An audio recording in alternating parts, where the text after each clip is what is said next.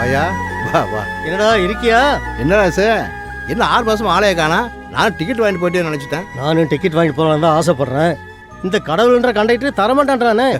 நேரம் வரும்போது எல்லாம் தருவான் வா. என்னடா வாழ்க்கை. நானும் பையன் வீட்டில் 6 மாதம், பொண்ணு வீட்டில் 6 மாதம் கிடந்து அவஸ்தைப்படுறேன்டா. உட்காரு. அப்புறம் நீ எப்போ டிக்கெட் வாங்குற ஐடியாவில் இருக்க? எனக்கு என்ன, நான் எப்போ வேணாலும் ரெடி தான். ஆனால் போகிறதுக்குள்ளே இந்த வீட்டை விற்று எல்லா பிள்ளைகளுக்கும் சொத்தை பிரித்து கொடுத்துட்டு போயிடலான்னு பார்க்குறேன். ஒரு பையன் வசத்துக்கு வர மாட்டேன்றாங்களே. இந்த கம்பெனிக்காரங்க இம்சை தாங்க முடியல. இது என்னடா டிவி மாதிரி இருக்கு?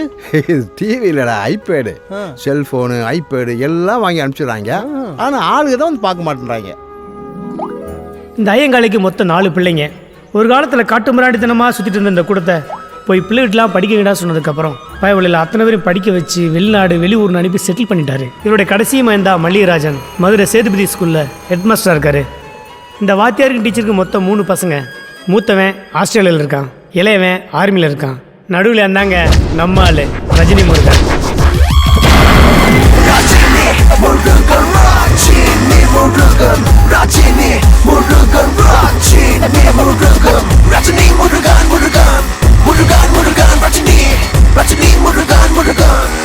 நம்ம ஆளுக்கு மொத்தம் 3 முக்கியமான வேலைங்க.